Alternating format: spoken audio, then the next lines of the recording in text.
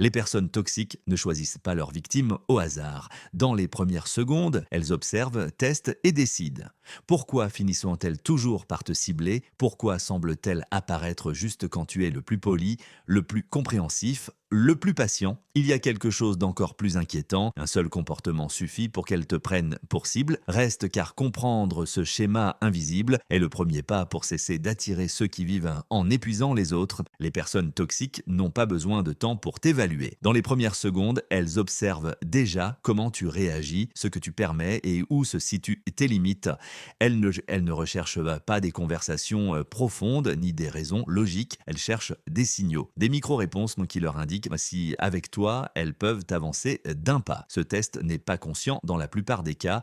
C'est un schéma appris. Elles observent si tu souris quand elles te mettent mal à l'aise, si tu te justifies quand ce n'est pas nécessaire, si tu essaies de maintenir l'harmonie à tout prix. Chacune de ces réponses communique quelque chose de très concret, l'accès, non pas l'accès à ton temps, mais à ton énergie émotionnelle. Les personnes polies, empathiques et patientes échouent souvent à ce test sans s'en rendre compte, non pas parce qu'elles sont faibles, mais parce qu'elles confondent gentillesse et disponibilité illimitée. Quand quelqu'un fait un commentaire gênant et que tu réagis en t'expliquant, en riant nerveusement ou en minimisant ce que tu ressens, le message est clair. Il n'y aura pas de conséquences immédiates ici. Pour une personne toxique, c'est une invitation, non pas à un conflit ouvert, mais à une relation déséquilibrée. Elles savent qu'elles peuvent pousser un peu plus, et s'il n'y a pas de friction, elles pousseront à nouveau, non par méchanceté consciente, mais parce que ce comportement a fonctionné pour elles auparavant. Ceux qui sont rarement choisis comme cible ne sont ni plus froids, ni plus agressifs, ils transmettent simplement quelque chose de différent dès le début.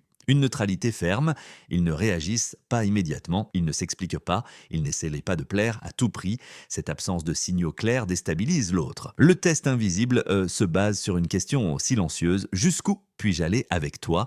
La réponse n'est pas dans ce que tu dis, mais dans ta façon de réagir. Et cette réaction initiale définit souvent le reste de la dynamique. Comprendre ce premier filtre est crucial car tout ce qui vient après en dépend. Si tu échoues ici, le schéma se répète. Si tu le reconnais, tu peux l'interrompre avant qu'il ne se consolide. La première erreur qui te transforme en cible facile est de réagir immédiatement. Quand quelqu'un fait un commentaire provocateur et que tu réponds instantanément, tu ne défends pas ta position, tu cèdes le contrôle du rythme. La personne toxique apprend quelque chose d'essentiel, elle peut provoquer une réponse quand elle le souhaite. Cette réaction rapide ne naît pas de la faiblesse mais de l'habitude. Le cerveau cherche à mettre fin à l'inconfort le plus rapidement possible. Répondre semble apaiser la tension, mais en réalité, cela renforce le schéma. Chaque réaction immédiate fonctionne comme une récompense. Elle confirme que le stimulus a eu un effet et ce qui est renforcé se répète. Les personnes toxiques vivent de cette confirmation. Elles n'ont pas besoin de gagner une discussion, elles ont besoin de ressentir de l'influence. Quand tu réagis rapidement, tu démontres que leurs paroles ont un accès direct à ton état émotionnel. À partir de ce moment, elles n'interagissent plus avec toi comme avec un égal, mais comme avec un système prévisible. Ici, une règle simple mais puissante intervient, retarder la réponse rompt le circuit. Ne pas répondre instantanément crée un vide inconfortable pour celui qui provoque. Ce bref silence désactive la récompense et oblige l'autre à faire face à l'incertitude. Il ne sait pas s'il est allé trop loin, s'il a échoué ou s'il n'a rien obtenu. Retarder n'est pas se taire pour toujours, c'est gagner du temps, c'est permettre à l'émotion initiale de s'apaiser suffisamment pour choisir une réponse si tu décides d'en donner une.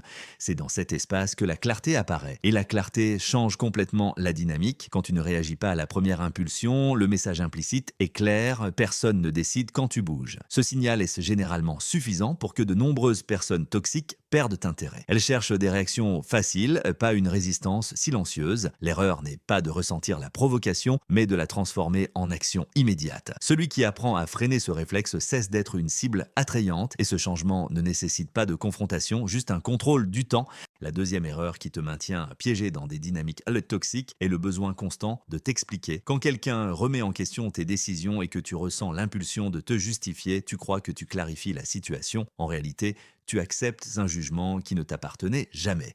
S'expliquer excessivement communique l'insécurité, même si tu ne le souhaites pas. Cela transmet que tu as besoin d'approbation pour valider tes choix. Pour une personne toxique, c'est un signal clair. Elle peut continuer à faire pression. Chaque explication ouvre une nouvelle porte pour remettre en question, réinterpréter ou invalider ce que tu dis. Ce schéma s'accompagne souvent d'un ton presque coupable, même quand tu n'as rien fait de mal, de longues phrases, des détails inutiles, car des tentatives de convaincre. Tout Tout cela déplace la conversation des faits vers la défense personnelle et quand tu te défends sans avoir été formellement accusé, tu places l'autre dans une position d'autorité qui ne lui correspond pas. Les personnes qui tombent rarement dans ce piège utilisent des réponses brèves et fermes, non pas parce qu'elles sont arrogantes, mais parce qu'elles comprennent que tout ne nécessite pas d'explication. Parfois, une simple phrase suffit parce que je l'ai décidé ainsi. Cette réponse n'est ni hostile ni fermée, elle est autonome, elle marque une limite sans entrer en conflit. L'addiction à s'expliquer épuise également ton énergie, chaque justification prolonge l'interaction et maintient la dynamique toxique en vie.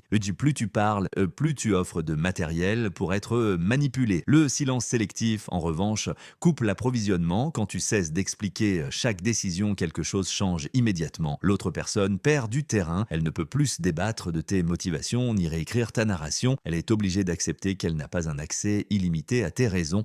Rompre cette habitude ne signifie pas devenir inaccessible. Cela signifie choisir quand une explication est utile et quand elle ne fait qu'alimenter un jeu de contrôle. Ce faisant, tu retrouves ta position et réduis drastiquement l'intérêt de ceux qui cherchent à dominer par l'épuisement émotionnel. La troisième erreur qui consolide une relation toxique est de ne pas établir de conséquences. Beaucoup de gens croient qu'ignorer un comportement nuisible est une forme de maturité. En réalité, quand il n'y a pas de conséquences, le message est autre. Tout est permis et ce qui est permis se répète.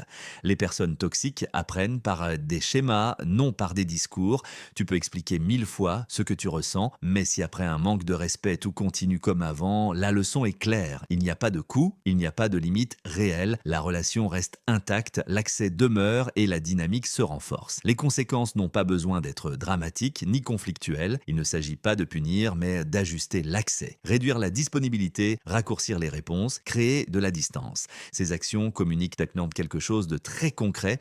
Ton comportement a des effets. Et ce message est bien plus puissant que n'importe quelle discussion. L'une des erreurs les plus courantes est de croire que fixer des conséquences te rend froid ou cruel, mais l'absence de conséquences n'est pas de la bonté, c'est de l'auto-abandon. Lorsque tu tolères ou à plusieurs reprises ce qui t'épuise, tu entraînes l'autre à franchir des limites de plus en plus larges.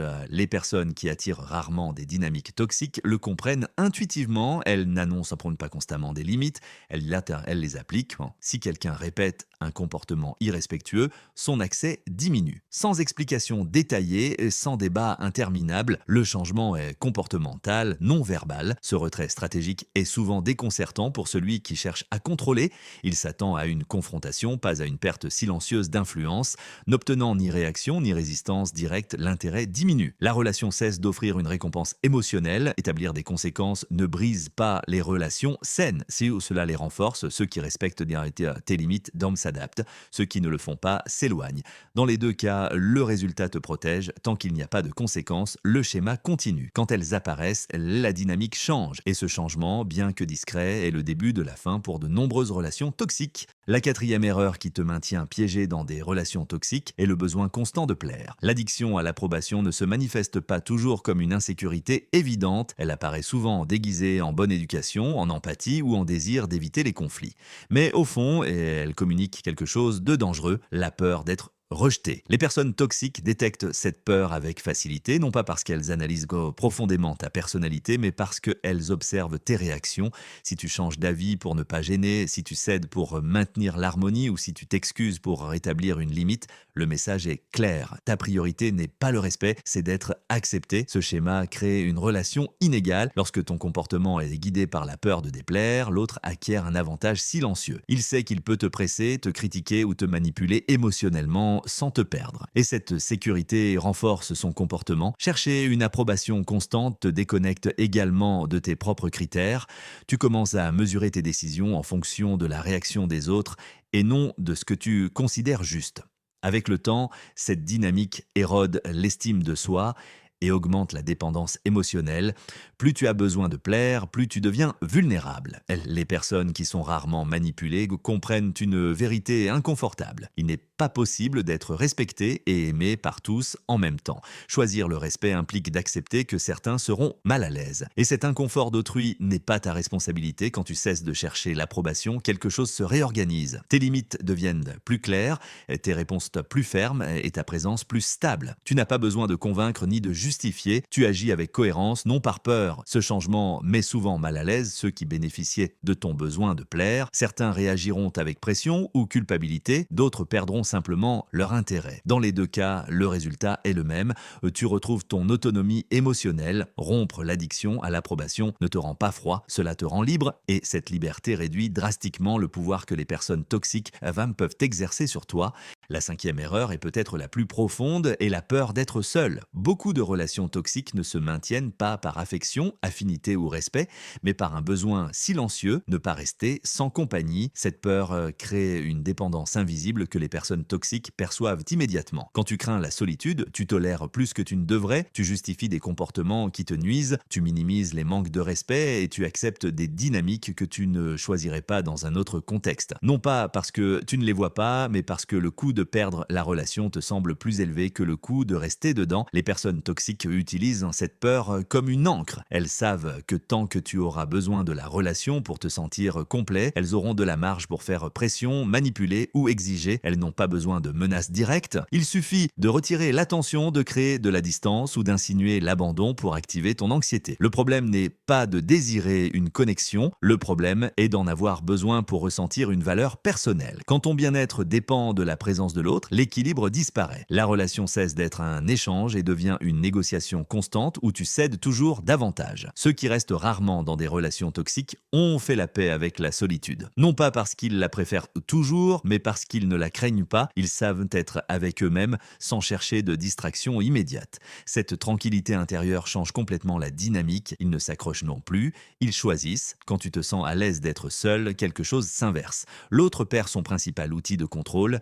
Il ne peut plus utiliser l'abandon comme menace implicite. La relation devient facultative, non nécessaire, et ce qui est facultatif se négocie sur un pied d'égalité. Accepter la possibilité d'être seul ne t'isole pas, cela te renforce. Cela filtre les relations, réduit les dépendances et attire des liens plus sains. Les personnes qui n'étaient là que par commodité émotionnelle s'éloignent, celles qui respectent ton autonomie restent. La peur de la solitude maintient le schéma toxique en vie. La paix avec la solitude le désactive. Les personnes toxiques ne disparaissent pas parce que tu les affrontes, ni parce que tu essaies de les changer, ni parce que tu leur expliques ce qu'elles te font ressentir. Elles disparaissent quand elles cessent d'obtenir ce qu'elles cherchent, et ce qu'elles cherchent n'est pas le conflit, mais l'accès. L'accès à ton énergie, à ton attention et à ta réaction émotionnelle. Tout au long de ce parcours, nous avons vu qu'il n'est pas nécessaire de transformer toute ta personnalité pour cesser d'être une cible, il suffit d'interrompre une seule des erreurs qui maintiennent la dynamique en vie. Retarder une réaction, cesser de t'expliquer, appliquer des conséquences, renoncer à l'approbation constante ou accepter la possibilité d'être seul, chacun de ces changements altère l'équilibre. Quand tu cesses de réagir comme on s'y attend, le schéma est rompu. La personne toxique ne trouve plus de récompense, elle n'obtient pas de confirmation, ne ressent pas de contrôle et ne perçoit pas d'influence.